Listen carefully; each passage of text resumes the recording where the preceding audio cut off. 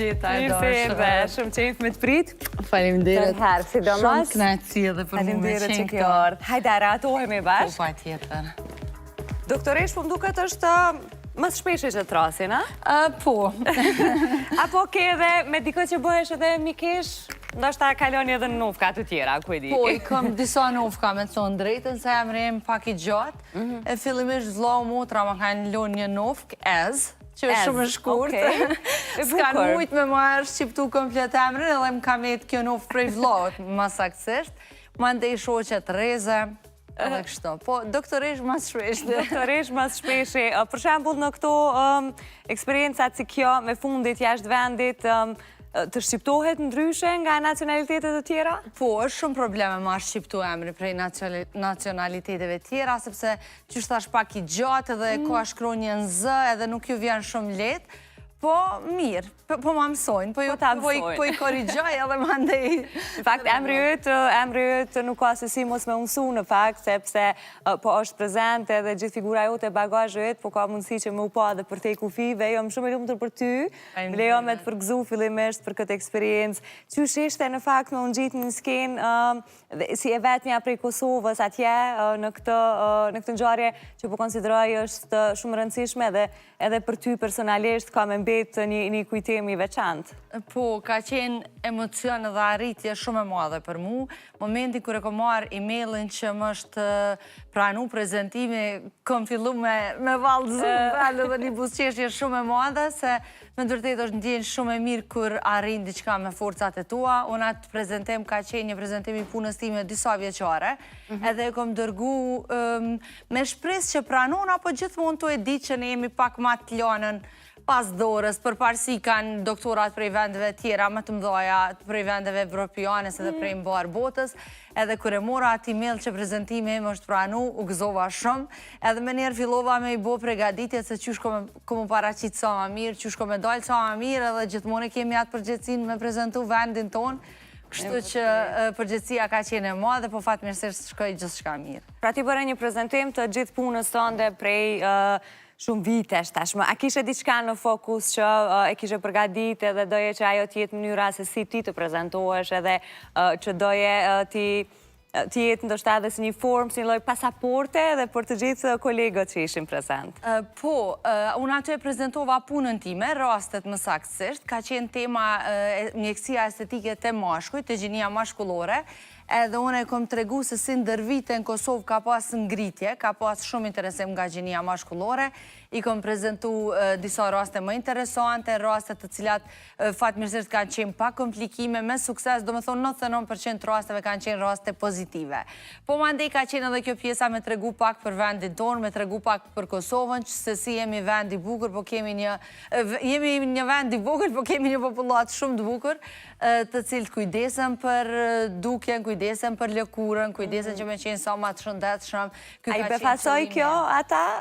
I befasoj, shumica edhe nuk ishin dëgju, për Shqiprin po për Kosovën pak më pak njohuri, edhe u befasun kër e ponë se sa për para jemi me mjekësin estetike, sa klinikat avansuara kemi, edhe si ka mjek që din me na prezentu denjësisht. Kështu që ka qenë gogja barë, po ka qenë edhe shumë kënaqësi. Ne që ke ndoa disa raste me ta, dhe me qenë se ne s'kemi pas mundësi me ardhe aty me i dëgjua, në ndonë të pak të një apo dy prej këtyre rasteve që ndoshta edhe publiku do t'ishte interesu me i ditë. Po, pa tjetër. Aty i kom tregu rastet e pacientat gjinis mashkullore që i trajtoj tash e disa vite. Për shembull, qysh në fillim kanë ardhur dhe kanë hezitu shumë, mirë po mandej me kohë ka fillu me ju pëlqy ndjenja me pas pak botox, me u duk pak më të freskët, më të pushueshëm, se kanë kuptu edhe ata që në qoftë se aplikojnë botox, filler apo një skin booster, nuk është që kanë me dalë prej vetës, sepse ajo është frika më e madhe e gjinisë mashkullore që me u tjetërsu. Mos me u duk bukur, po me u vrejt që kam pas ndërhyrje, edhe unë e kom prezentu se si kom arrit me sukses, me rujt naturalitetin 100%, edhe mos me i vrejt askush, thjesht komplimentet që i kanë marrë kanë qenë sa bukur, po dukesh pas ke flajt mirë, pas ke shtu pesh, ose pushushëm. I pushushëm, po, por asnjëherë ke bo diqka, ose cili ka qenë mjeku që të ka mbush, sa në fakt nuk është kompliment, po është një antikompliment, përderisa vret puna e mjekut, qëllimi është që mos me u vrejt. Pacienti me u dok bukur, po mos me u vrejt që ka pas ndërhyrje. Nga cilat raste është e rezona në përditshmëri më shumë? Nga ata që vrehen shumë, apo ata që vështirë se mundesh me i dalu, apo a kanë pushu mirë, apo kanë bu ndërhyrje? Pacientat e mi, Blerona, mendoj që karakterizohen për naturalitet, edhe 99% e pacientave më zgjedhin që ju ruj naturalitetin, mundohen maksimalisht me u duk sa më natural, asë njëherë të stërmbushur, apo me u duk artificial.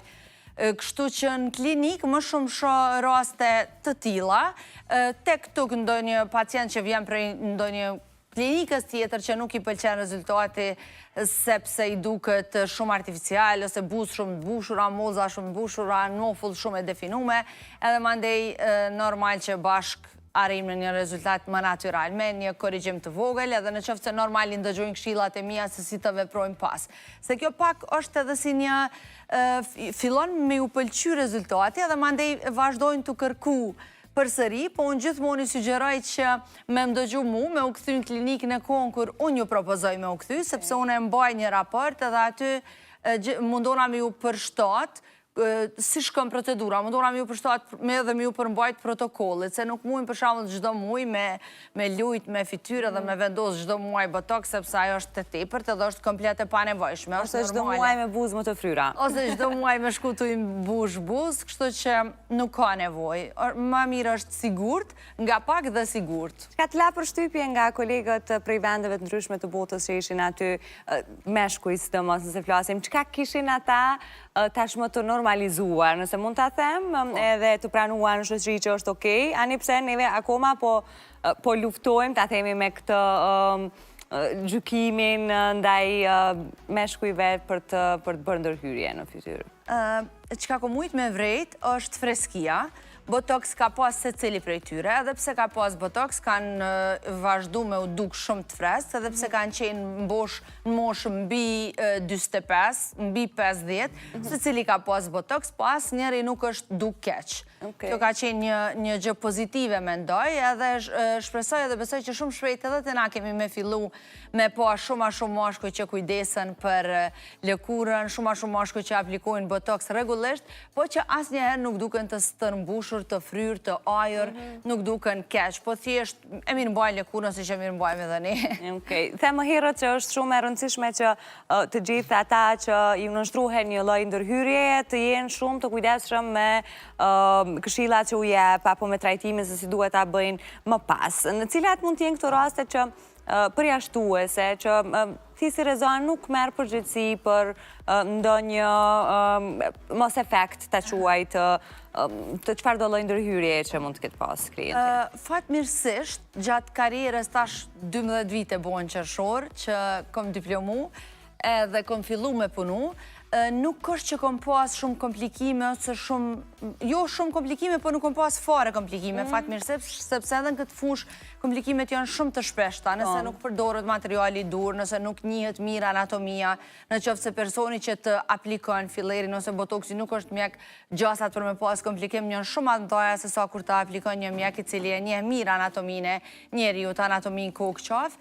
edhe nuk është se më ka ra me pa shumë komplikime. Ka pas raste për shembull që jon kthy edhe më kanë thonë doktorish, po unë buzë kështu i kom pas edhe ma herët për shembull, se qysh thash ju mësohen syt, edhe me kërku me shtu prap, po në ka raste që pajtona me pacientet edhe e shtojmë sasinë e acidit hyaluronik, i mbushim buzët përsëri. Mirë, po normal gjithmonë duke e rujt atë naturalitetin edhe asnjëherë duke arrit një dark lip effect ose diçka që duken keq. Komplikime nuk ka pas, zakonisht ne pasi që e kry një shërbim, unë gjithmonë ju tregoj që rregullat të cilat duhet me u përmbajt, për shembull kur aplikojnë botox, nuk është mirë që për 48 orë të vizitojnë sallat e fitnessit, saunën. Për solarium nuk jam as pak pro, sepse e dim që solariumi e plak lëkurën, e përshpejton plakjen, edhe ka shumë veti tjera negative, ndërsa saunën edhe fitnessin lirisht mundën me vizitu pas 48 orëve që kanë apliku botox. Janë edhe disa rregullat tjera që duhet me qëndru drejt, me kokë drejt adet, normal ka shumë rëndësi edhe mënyra e jetesës para aplikimit edhe pas aplikimit, ka shumë rëndësi se çfarë gjumë i bën pacienti, a e ka një jetë të rregull apo një jetë që të çrregull, që qëndron natën shumë pa gjumë, konsumon rregullisht duhan, alkohol, këto janë faktor negativ. Tash po afrohemi edhe testina verës, duhet me pas shumë kujdese dhe mos me u ekspozu në diell, sepse edhe dielli është një faktor shumë negativ që ndikon në plakje dhe e përshpejton plakjen e lëkurës. Halli madh kë knej du me marrë pak ndyr, knej qish me avo, mos më ekspozu ka shumë, po Rezana, kush ka frikë më shumë nga shpimet, nga gjilpërat? Pa tjetër që meshkujt. Okej. Si që kanë reagimet, ose atë ka rastis me po ndë një reagim ma të egzagerum, ta thime. Ka rastis. Kom pas një pacient nga Kumanova, i cili ka pas shumë frikë injektimit edhe ka qenë pranë kolabimit.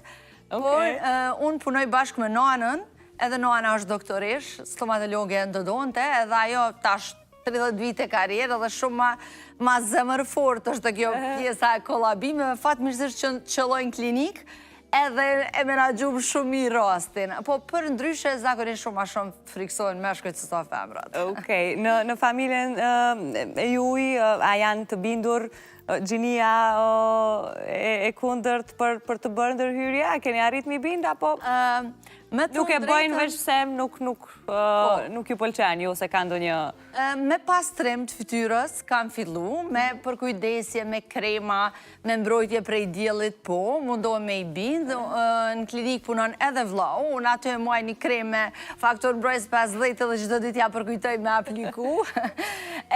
Saj përket injektimeve, ende ajo është i ri, kështu që po arsyetohet me ato që jo miri, po edhe fatmirësisht ende nuk kanë fillu linjat, rrudhat s'kan fillu ende, kështu që mirë. Me që ma the këtë, po ndërlidhem, a duhet t'i presim këto linjat e para të rrudhave për ta bërë ndërhyrjen? Nuk është një kohë e caktuar kur unë ju kisha rekomandu pacientave me fillu me aplikimin e botoksit ose me aplikimin e fillerave dermal. Gjithmonë është ma mirë me parandalu sësa kur rrudhat veç janë të thella. Në qoftë se i parandalojmë, në qoftë se një herë apo 2 herë në vetje viziton mjekun i cili kujdeset për lëkurën tënde, atëherë nuk i me pas nevojë në të ardhmen me pas një sasi shumë të madhe ose nuk i me pas nevojë për shumë shërbime. Në qoftë se i rinë gati edhe në shtëpi edhe 2 herë brenda vitit, atër nuk ka kur farë problemi. Është ma mirë me i parandalu se sa ma ndej pasit të shfaqen. Zakonisht thonë që ai që është i zoti i një pune, në fund glem vetën e ti. Në këtë rasti personalisht, a gjenë kohë me adhon vetës, lëkurës tonë dhe fytyrës tonë dhe krejt trajtimet e nevojshme. Ose kujt ja beson, sepse vetës ndoshta ka gjëra që s'mundesh me ja bo. Jo, unë vetë ja aplikoj vetës botoksin, bile e kom bo edhe një video e kom postu në Instagram. Nuk është as pak e vështirë, sepse tash anatomin mu e di vetëm përmenshme, sy mbyllë e di se ku aplikohet botoksi, edhe e kom apliku, Rita më ka ingjizu edhe kemi postu në Instagram edhe kemi marrë me qindra mesazhe, wow, spotut është wow, a ki botoks, kjo pyetja ma shpesht është a ki botoks, sepse nuk mujnë me vrejt a kom a nuk kom, sepse mundona shumë me rujt naturalitetin, kështu që po, mundona regullisht aplikoj skin boosters, boosti kom të mbushra, unë jam një person që s'ko pas boost heq. Okej, edhe ke arrit me duk kash naturale. Po, mundona me rujt naturalitetin. A dhe më pak kur ja bëm vetës? Nështa jam pak ma e kujdeshme, nështa punoj pak ma nga dalë. Po që që dorën me atë but vetës, Rezan. Po më përgjithsi pacientët më komplimentoj që e kam dorën e letë, mundona as ato as njëherë mos me i dëmtu, kujdes në se cila që vjen klinik me undi mirë. Biletash s'fundmi, kur kesh me një kongres, një profesor me famë botërore, shumë të mirë e tha një fjali, tha, unë ende i respektoj pacientat e mi, edhe pas 50 vjetë karierë, sepse normal me mosh hargjohemi një farë mënyre na hub durimi edhe nuk është që kemi vullnet se cilin pacient me prit njëjtë. është fjala për ato se më fatmirësisht ende e reja, po tha ende respektoj se cilin që më zgjedhë mu. Nuk është pun kjo, nuk ka të bëj me pjesën materiale, po vetë fakti që të zgjedhë ty edhe ta beson ftyrën vjen deri te klinika jote, kjo do me thonë shumë, kështu që edhe unë mundona njëjtë me ju kthy, se cila me undo e knaqën, se cila me undi mirë, shpresoj që ja dalë, marë shumë mesazhe fajmderit, nina mirë, ma ki largu kompleksin, kërkush s'pe vrenë që a kam, veç po marrë shumë komplimente. Për të dalë me ma shumë vetëbesim, a? Po, Atë ka ndryshu edhe ty personalisht në vetëbesim, ndërhyrjet që ke bo, apo? Po, unë gjithmonë kom qenë në këtë, më ka interesu kjo pjesa e mjekësisë estetike, moj mend vetën kom qenë fëmija dhe gjithë kom shiku fundin e revistave, aty ku ka ndojnë reklamat, klinikat që kanë bo ndryshime, edhe gjithë kom thonë, që a kësha pas që mi bo boost, me bo hullën të kësha. Edhe tash që kom rri me realizu të vetja, jam shumë e lumëtën edhe nuk jam kunder, edhe kur pysim për shamull në mosh 18 vjeqare, më shkujnë pacientet e kom vajzën i ka 18 vjet, i ka 20 vjet, është e kompleksume për buza, më kështë sugjeru me jam bush buz, po, e kësha sugjeru me bush buz, edhe kur i ka 18-20 vjet, për diri sa e ka kompleks, pa tjetër që po. Nuk është që diçka e dëmton acidi hyaluronik, gjithmonë kur aplikohet prej mjekut, kur është materiali i sigurt, pa pik problemi mundet me apliku me shëruat kompleks vajza. A kanë të drejt vajzat djemt të pyesin për qëfar lloj produkti po përdoret në to? Po, pa tjetër. Unë mundona vazhdimisht me i eduku pacientet e mija, me ju spjegu që në qoftë se vendosin me kry një shërbim, atër le të siguron për materialin që ju vendosë, sepse ka shumë rëndësi se qka vendosim në ftyrë, qka vendosim në organizmin tonë. Ajo është një pjesë shumë e rëndësishme dhe goxha problematike në shtetin tonë, sepse kontrolat e këto gjërat nuk është që gjithkund ekziston tregu i zi, mirë po, është diçka ne jemi vend i vogël edhe shumë ma letë arin deri të ajo informace ku po punot më lirë ose diçka, po nuk ju kësha sugjeru me u josh prej ofertave që i shohim në internet, sepse aty gjithmonë fshije diçka brapa. Ju garantoj për ato, sepse një material i mirë, pa tjetër është edhe i shtrejt. Edhe momenti kur vendosin me bo, ma mirë është me u siguru që hajme material që po e vendosin në fytyr, në trup, në organizëm, me qenë kualitet, edhe nuk kanë me pas nevoj me bo shpesh për deri sa është materiali kualitativ. E kur materiali është i lirë edhe nuk dihet a ka arë prej Kinësa, prej nga ka ardhë, atër... Dije që ka diçka rrezika? Diçka prapa fshijet pa tjetër. Ka diçka një dilem që ka dalë në pak kove të fundit, në fakt nuk përdia është dilema, më vërtet prandaj po të pyes ty, që ndërhyrjet me gjilpër ose një materiali, një lloji mund të evitoj operimin e hundës. A është e vërtet kjo? Po, në rastet... Pra mundesh formën e hundës me ndryshu tash pa ju fut operimet.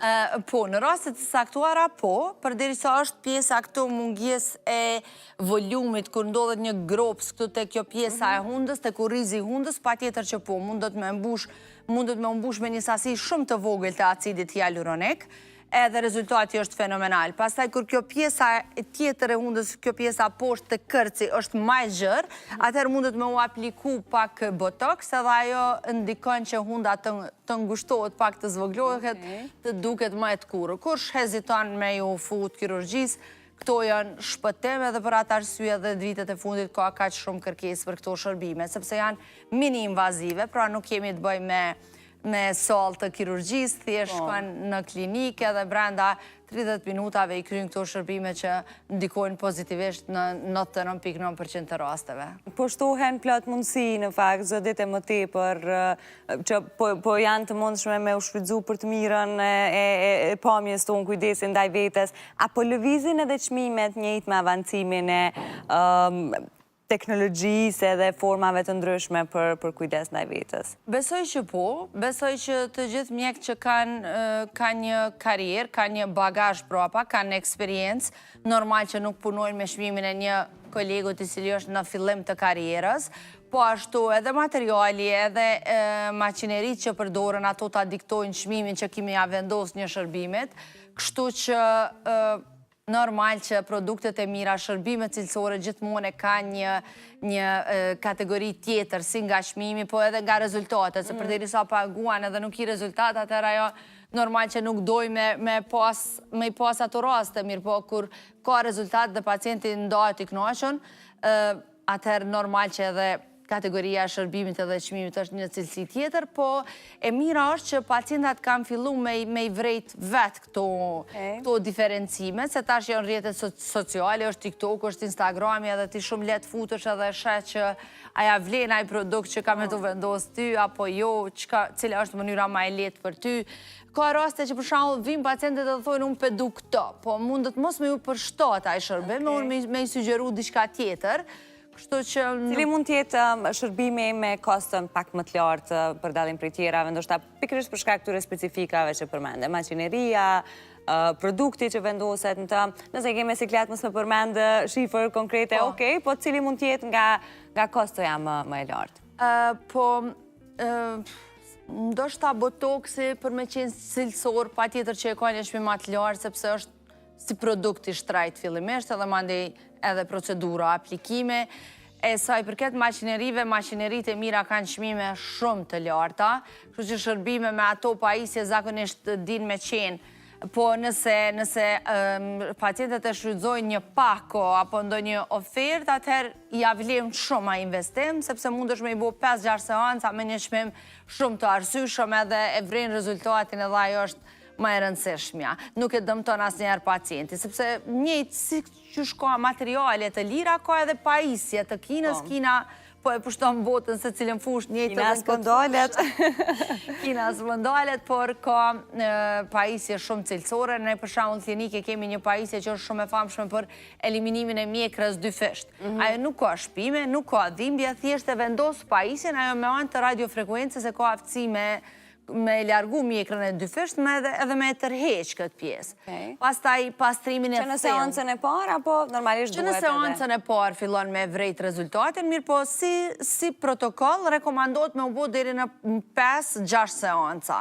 Po çmimi është me të vërtet shumë i arsyeshëm, në qoftë se e marrin gjithmonë si pako, edhe pacientët janë shumë të kënaqur. Mandej nuk është se ka nevojë me bo ato rregullisht, thjesht vjen vitin tjetër për një seancë për mirëmbajtje edhe... Duket e menaxhueshme edhe nga ana financiare. Ju faleminderit shumë që erdhe sot, po t'uroj edhe një herë shumë suksese. U takofshim veç për me folë për suksese të tilla në fakt. Jam bindur që shpejt do dëgjojmë diçka tjetër, duket njoft që nuk ndalesh.